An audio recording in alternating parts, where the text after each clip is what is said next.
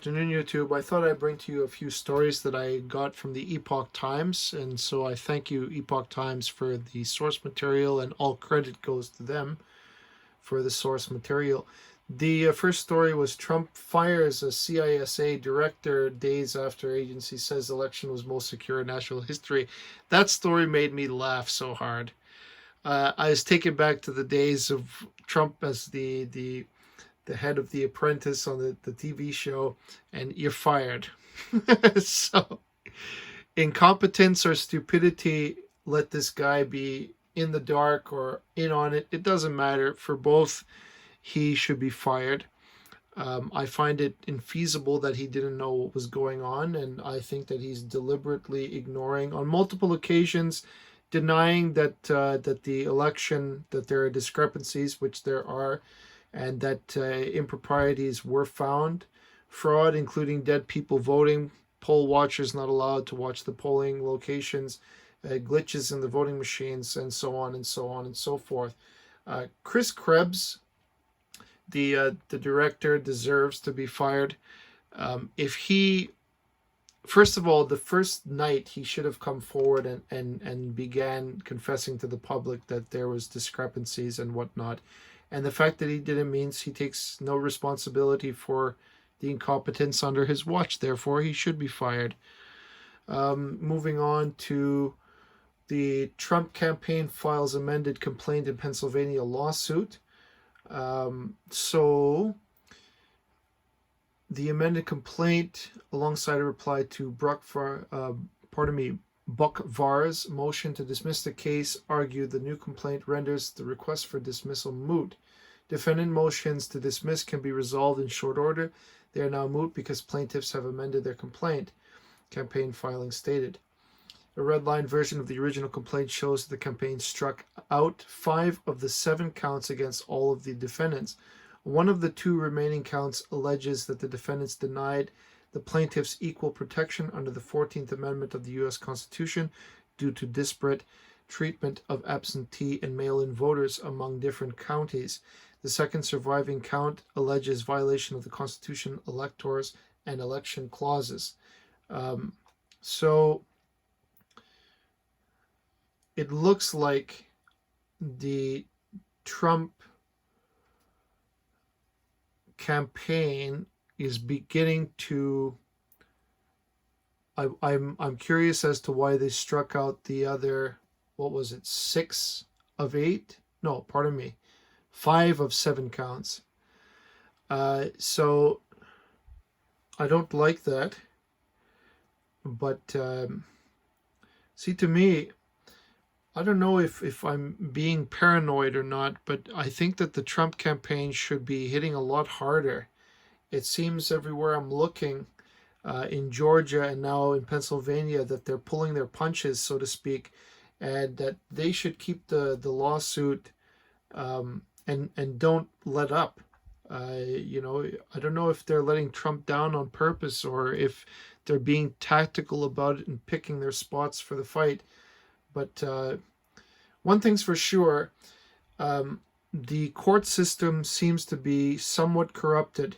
Here's a story that proves that. The Pennsylvania Supreme Court overturns Trump's campaign win on GOP observers' case.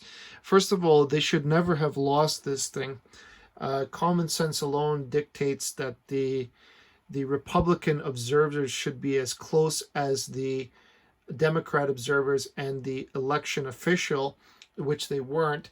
In some cases, they were required to stay outside the building more than 100 feet. In some cases, 60 feet. In some cases, 20 feet. In my opinion, anything more than 6 feet is nonsense. Steven Crowder did an example of that. The ballot is tiny, so the text is tiny. Even at 6 feet, you wouldn't be able to read it. You'd have to be standing over the counter's shoulder and being able to assess it correctly.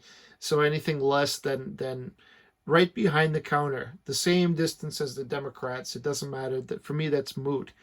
If this so-called court ruled in this way, and I think they did, in saying that it would be violating the Constitution. I forget what they used exactly. Here it is. It would be improper for this court to judicially rewrite the statute by imposing distance requirements where the legislature has, in the exercise of its policy judgment, seen fit not to do so. Um, so no, I'm staggered by that. That's nonsense. I don't know what the Trump campaign can do now. Um, what's higher than the Pennsylvania Supreme Court? I'm hoping that there's something that they can do. They'll have to appeal it, um, but essentially, election officials use the barricade and some type of security guard to keep observers from getting closer. So this is a witness here, Pam Bondi, a former Florida Attorney General. Oh, she's quite somebody. That's not a small claim. Campaign officials said observers have forced to watch ballots being counted from as far away as 100 feet. Yeah, I think that's nonsense. Whomever voted against that should get their head a shake, because it's nonsense. Let them stand the exact same distance as a Democrat or a counter. That's it. The whole COVID, that is a very clever move by the Chinese, man.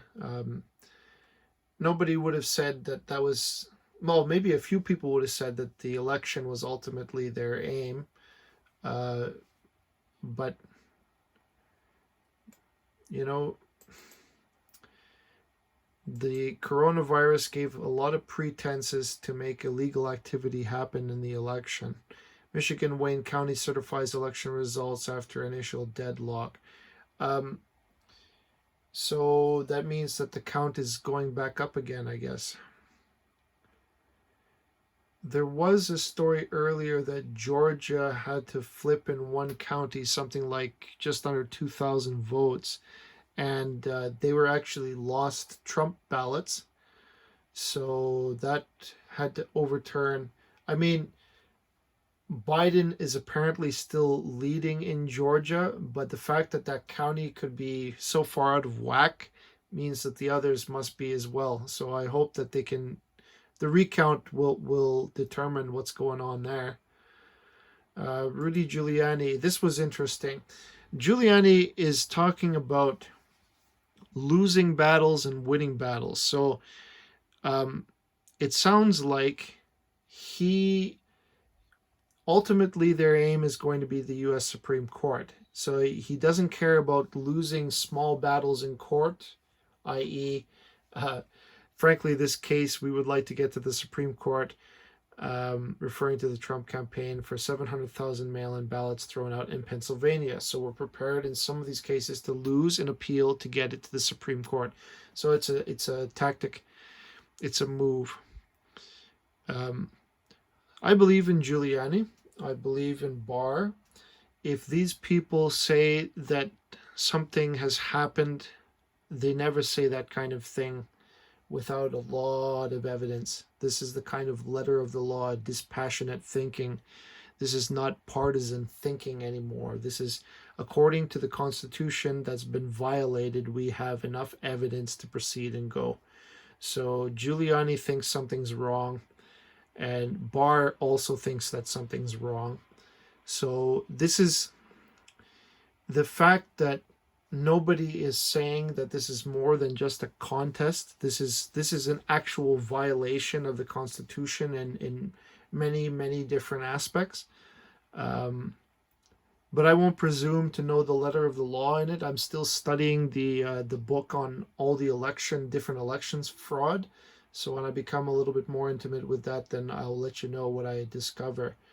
There's a great PDF that you can download it, and it explains concisely all the different types of elections frauds.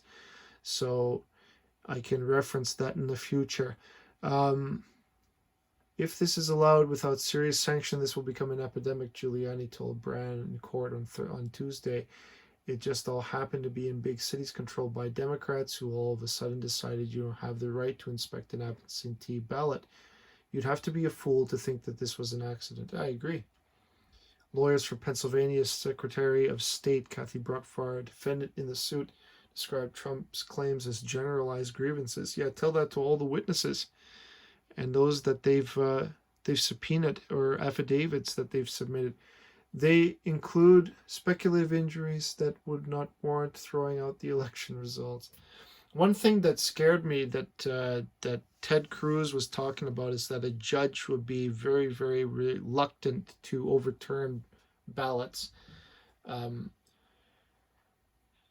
and the reason is because I guess it's like a moral violation of the Constitution. There has to be ample evidence, and they have to be specific ballots with sufficient evidence that they have to be overturned or discounted. So that gives me pause. It's statistically to get him to overturn 700,000, they'd have to have a lot of evidence, a lot. So that's about it. I thank you for watching. This is I'm just trying to make a little bit of headway here so that we can keep up to date with how the Trump campaign is going to fight this battle. I hope for Donald Trump that litigation will bear fruit. But in addition, that Trump needs to make the best of the situation, the momentum that he has going right now. If he lays down and lets the Democrats take control of the country, in my opinion, that's the wrong idea. There's a big battle right now going on in the U.S., man. And either communism will win or conservatism, capitalism. And I hope for capitalism because, well, we already know what happened with communism, so forget about that. Thank you for watching.